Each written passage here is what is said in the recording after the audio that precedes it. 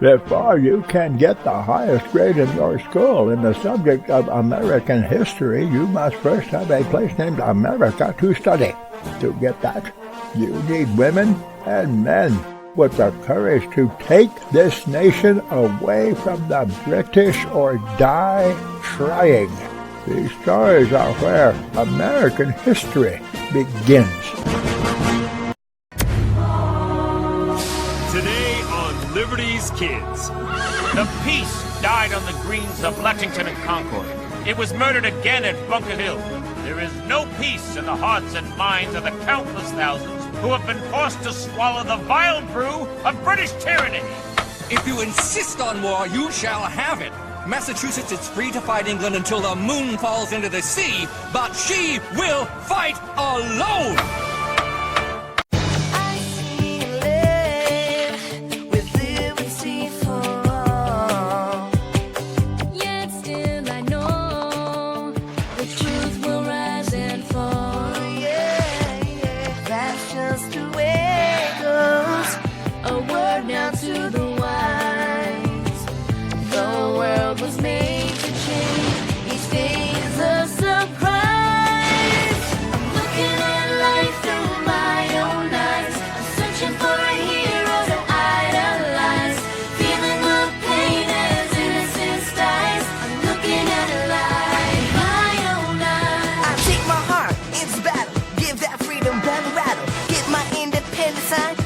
On the dotted line, let Philadelphia freedom ring and patriotic voices sing. Red, white, blue, never give up. You represent America. Hoping and praying for a brighter day. I listen to my heart and I obey. How can I see it any other way? I'm looking at life with my own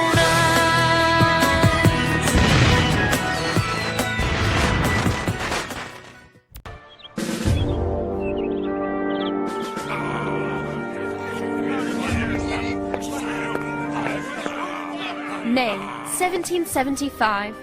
Dearest Mother, Dr. Franklin continues to dazzle me. In these troubled times, when so many people are nervous, or angry, or frightened, Dr. Franklin's resolve is reassuring. Good morning. Gather round. We have a busy week ahead of us, and I have a special mission for each of you.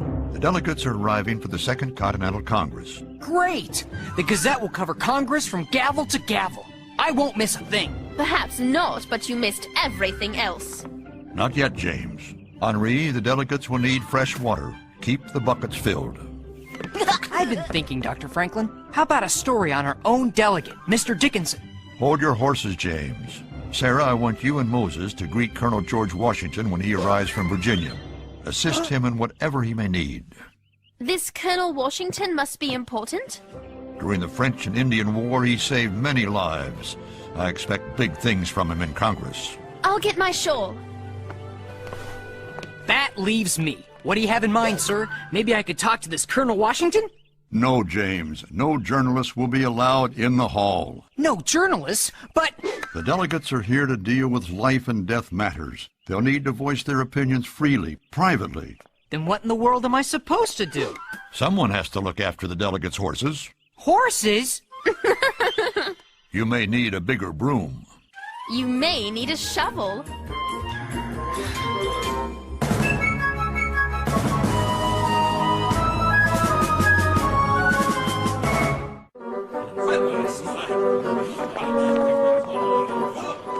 I can't believe my luck.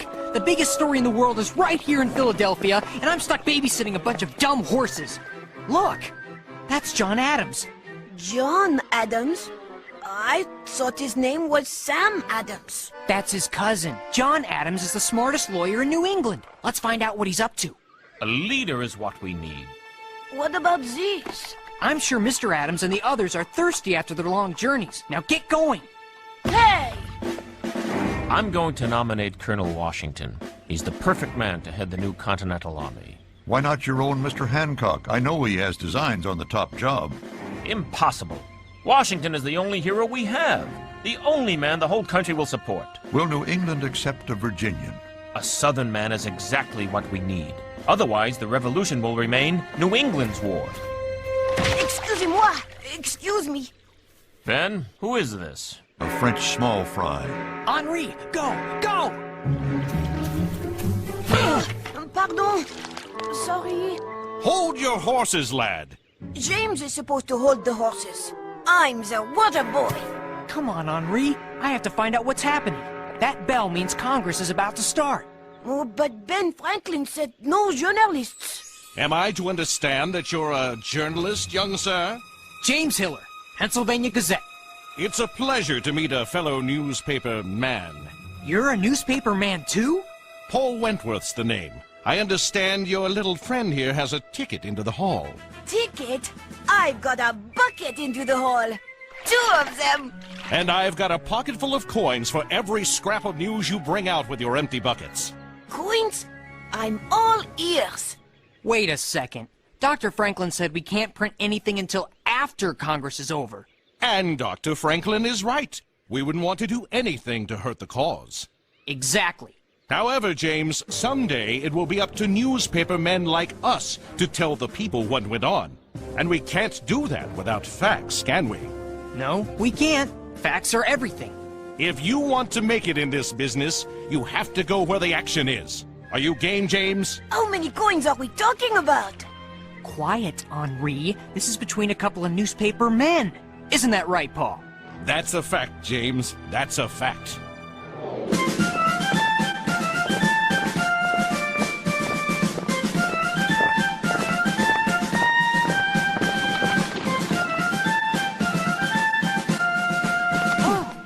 Pardon me. I'm a stranger to your fair city. Is this where Colonel Washington is staying? Yes, sir, but he's just now arrived. Whoa!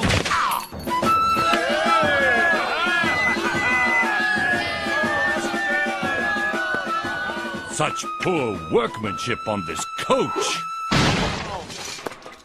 It's an outrage. Allow me to be of service, Colonel. My name is Moses. Who's your master, Moses? I'm a freed man, sir, in the employ of Dr. Benjamin Franklin. I'll have your coach fixed good as new. Apparently our English cousins have contempt for us. They've turned the colonies into a dumping ground for all the shoddy goods they themselves would not have. Moses will fix it, sir. He's very talented. And who are you, young lady? Sarah Phillips, my lordship. That isn't necessary, Miss Phillips. I'm not a lord. I'm just a citizen like anyone else. I beg your pardon, your lord. Colonel Washington. Dr. Franklin has sent us to assist you. Excellent. I look forward to seeing the good doctor again. Moses, the future is in the hands of men such as yourself. Homegrown craftsmen. The job is yours. It will be an honor, sir. The honor is mine.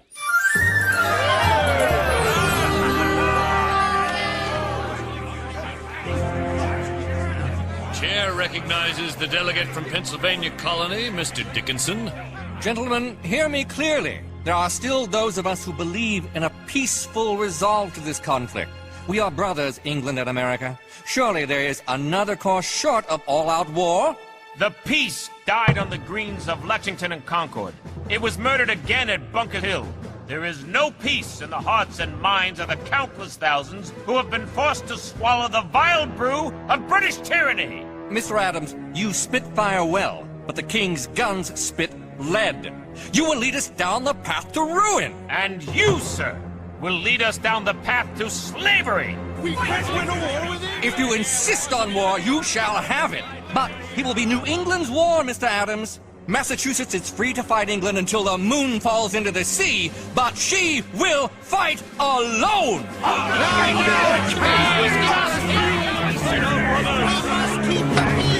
Order, gentlemen, order! The chair recognizes the distinguished gentleman from Philadelphia, Dr. Benjamin Franklin. Friends, I remind you that we lack not in great talkers, but great doers. I find myself in agreement with Mr. Adams. War is upon us, like it or not. Our great comfort is that we honestly and faithfully did everything in our power to prevent it. But war is here, on our doorstep, whether our doorstep be in Boston or Baltimore. Forgive me, my voice grows hoarse. Cold water, Dr. Franklin? Notebook? Pencil, please. Not my pencil, please. I hate to nag you, but I know. Horses.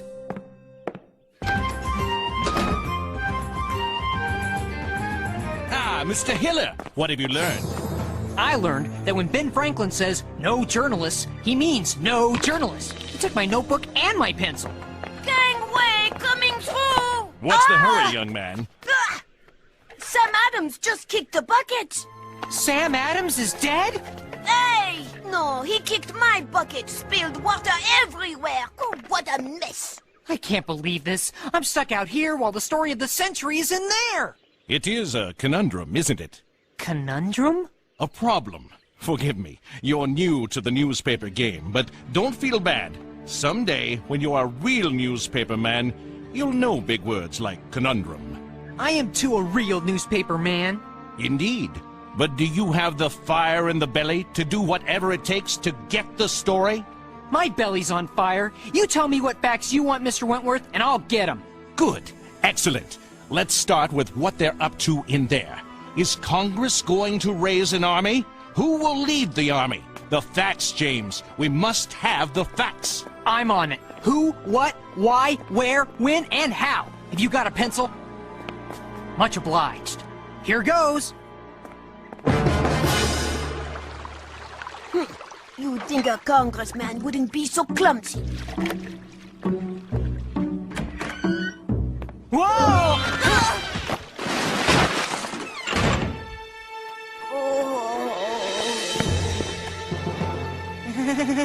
Fact 1. This isn't going to be easy. I must know what's going on in there. Enough of this tomfoolery. We tried it your way. Now we do it my way.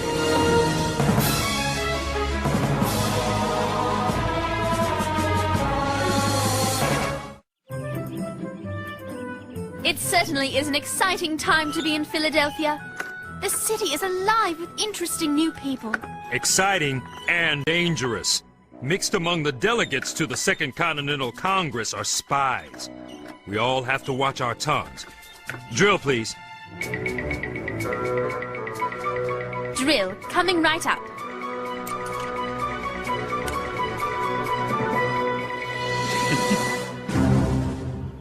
He's at Mr. Rodney's desk. Who's Rodney?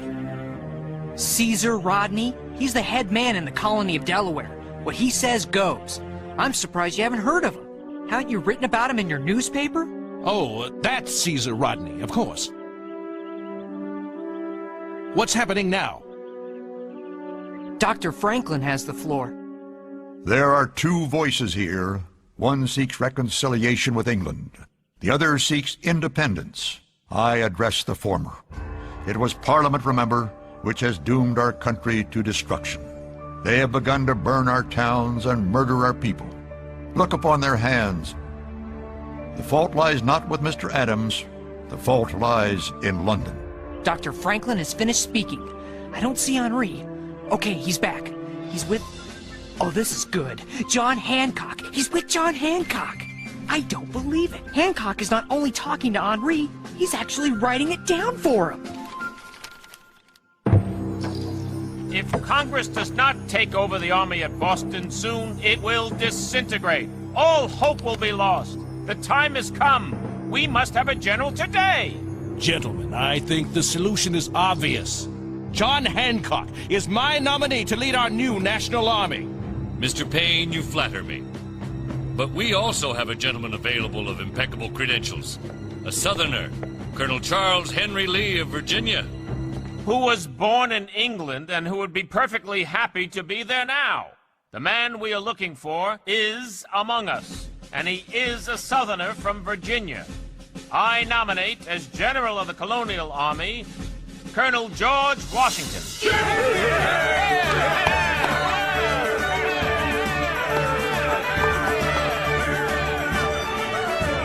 I lost Henri. He's so little. He vanished when Colonel Washington stood up to speak. Colonel Washington is speaking? There he is. Look at him go. He must have big news. Henri has news. Come on!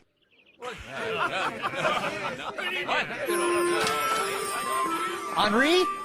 Henri! Excuse me, a boy just ran in here. About this tall? There you are. Where are your notes? I've been watching you. You've been doing great.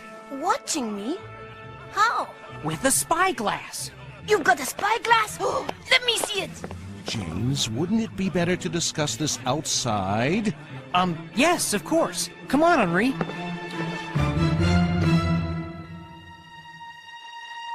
Hurry up! Stop it! That tickles! If you got everything down on paper, I'll be tickled. What does it say? Is that French? I get coins for this, right? Of course, I'm a man of my word. Okay, voila! Here's what I found out. John Adams wants poultry, pulled poultry. What? Oh, you know, not poultry cut in slices, but pulled from the bone. Sam Adams wants beef, unless it's too well done. Then he wants mutton. Oh, here's something strange. John Adams won't eat mutton because it's a favorite British food. Let me see that. John Hancock, potato soup? He's got a bad tooth. You were getting lunch orders? I can't believe you messed this up. Sam Adams is the one who messed it up. He spilled ink all over my lunch order. Oh, my coins, s'il vous plaît. What are these? I've never seen coins like this. They're Greek, very old, older than Hercules. The two slits in each coin enabled the ancient Greeks to string them on chains and wear them around their neck for safekeeping. Oh, thanks! If you want any more facts. I'll get them myself. You failed me, both of you. And the only reason I paid you is I'm a man of my word. How could you do this to me? Mr. Wentworth is an important newspaper man. He publishes a paper I've never heard of, and you made me look like a kid. I'm new at this. That's it. I'll get the facts myself and make everything right with Mr. Wentworth. I'll help. I'd like to get more of these Greek coins. Hey, those are mine. You're back to being a water boy. This is a job for a newspaper man, not a newspaper boy. Ow! Who's the water boy now?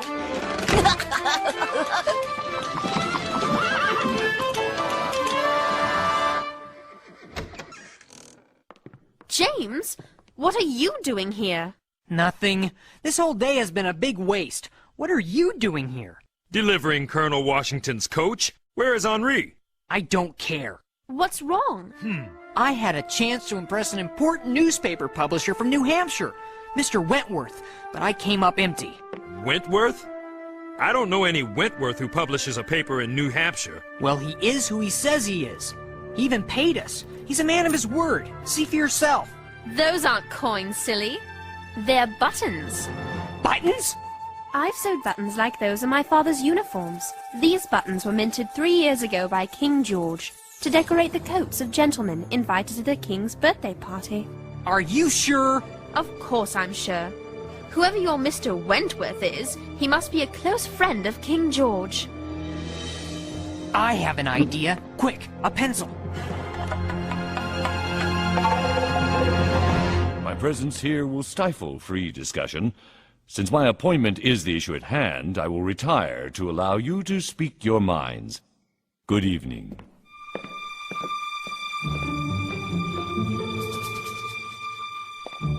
I received your note at my boarding house. You have facts?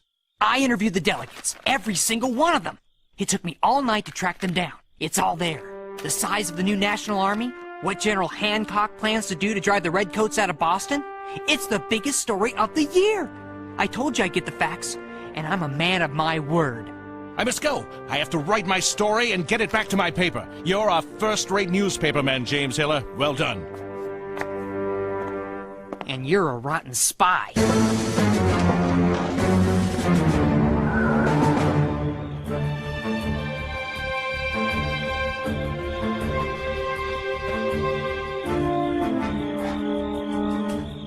If my guess is right, Mr. Wentworth is reporting to someone.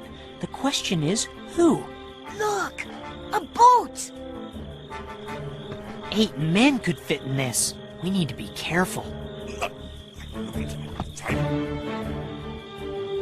Redcoats! I want to get closer. I'll go with you. Henri, take Moses' tool pouch. We'll meet back on the road. Hancock will be the general of the colonial army. John Hancock. The rumor is it's Washington. The rumor is wrong. They put the Washington story out to mislead us. Hancock will lead the rebel army, and his plans call for a march on Rhode Island.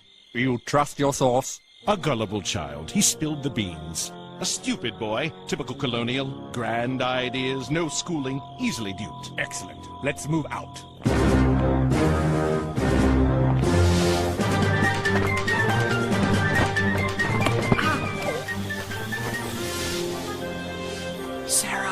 Sarah! I'm here. That was frightfully awkward for a while, wasn't it? I was a fool. I wanted so badly to be a big-shot journalist, I almost gave away secrets to the enemy. But you outsmarted them. You're British. How does that make you feel?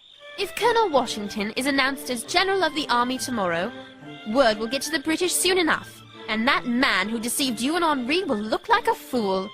I can live with that. Look! What's happening? On a leak!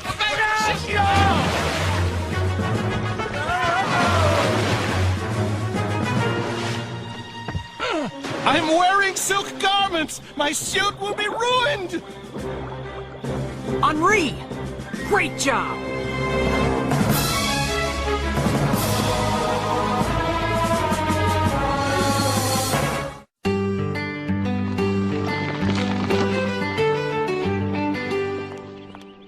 You know, I don't ask you for one moment to surrender your hope for a peaceful resolve to these problems. Thank you. I do pray for that. The only hope the colonies have to avoid all-out war is in the strength of our army and the strength of our resolve. I like General Washington. I hope the great men of this Congress work as hard to find peace as General Washington does to prepare the army for war. That will depend on Parliament. You know, Sarah, if things get too uncomfortable, we will find a way to get you back home. Thank you, Dr. Franklin. Come on! You're late! And on the issue of General of the Continental Army, we call upon George Washington. I accept this momentous duty because this Congress desires it. I beg it be remembered by every gentleman in this room that I, this day, declare with utmost sincerity, I do not think myself equal to the command I am honored with.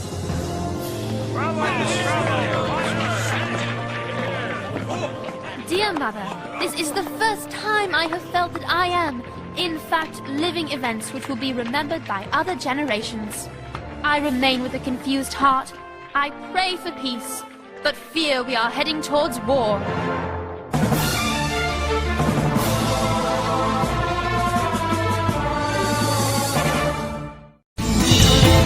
This episode is over, but the very best of my collection is banned on YouTube.